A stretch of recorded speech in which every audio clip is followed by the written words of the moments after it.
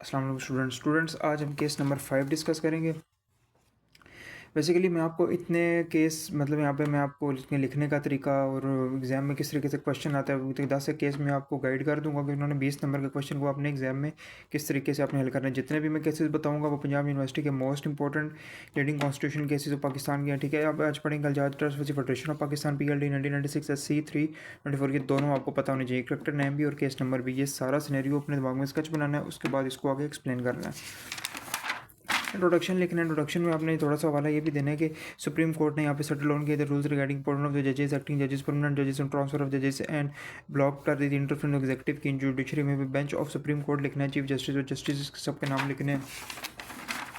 उसके बाद background of the जो है वो केस क्या है कि जो लाहौर हाई कोर्ट में एक जज की जगह खाली हो गई, यानी सीट खाली हो गई, तो चीफ जस्टिस ने अपना एक नाम दिया और प्रेसिडेंट को, प्रेसिडेंट ने उसको रिजेक्ट कर दिया और रिजेक्ट करने के बाद प्रेसिडेंट ने अपनी मर्ज़ी का, अपनी चॉइस का एक जो है कुछ जो पॉइंट कर दिया। तो फिर फैक्ट्स ऑफ द केस क्या थे, parties in the case, jurisdiction of the case, writ in Supreme Court, issue of writs. अब पार्टीज़ कौन कौन सी, अल जिहाद ट्रस्ट के जो एपिलेंट थे उन्होंने केस दायर किया अगेंस्ट फेडरेशन ऑफ पाकिस्तान और रिस्पोंडेंट के, और jurisdiction of the case supreme court में। सुप्रीम कोर्ट में क्यों थी, क्योंकि जब आर्टिकल 184(3) ऑफ कॉन्स्टिट्यूशन 1973 के तहत कोई भी फंडामेंटल राइट्स का अगर कोई प्रॉब्लम होता है तो उसको जो चैलेंज सुप्रीम कोर्ट में किया जाता है। ठीक है, तो पटिशन प्रैक्टिसिंग लॉयर वो हेडेड अल जिहाद ट्रस्ट ने पिटिशन फाइल की दिस आर्टिकल के, और चैलेंज किया कि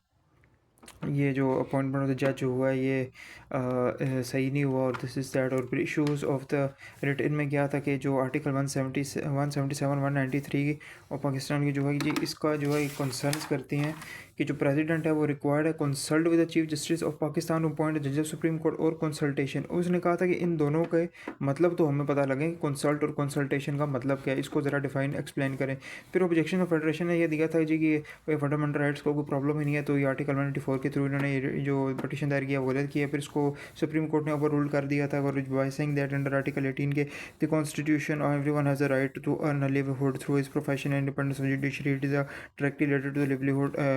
ऑफ द लॉयर्स। ठीक है, उसके बाद आर्गूमेंट्स ऑफ द फेडरेशन ने कहा था कि it was executive power of the president and provide constitution the president is only required to consult the Chief Justice but not required to obtain his consent, और जजेस जो हैं वो oath जो है लेते हैं जो अपॉइंट होने से पहले। और फिर final decision of Supreme Court ने फिर इंटरप्रिटेशन अबाउट कंसल्टेशन, परमानेंट जजेस, एक्टिंग जजेस, अडॉक जजेस और ट्रांसफर ऑफ जजेस को उन्होंने एक्सप्लेन कर दिया था कि जो उन्होंने मतलब बताया था वो मीनिंग आर्टिकल 177 के कंसल्टेशन का मतलब मीनिंगफुल, पर्पसफुल और क्रिस्टल क्लियर यानी ट्रांसपेरेंट हो। ठीक है, फिर परमानेंट जजेस एंड एक्टिंग जजेस और ट्रांसफर ऑफ जजेस, और इस तरीके से ये सारा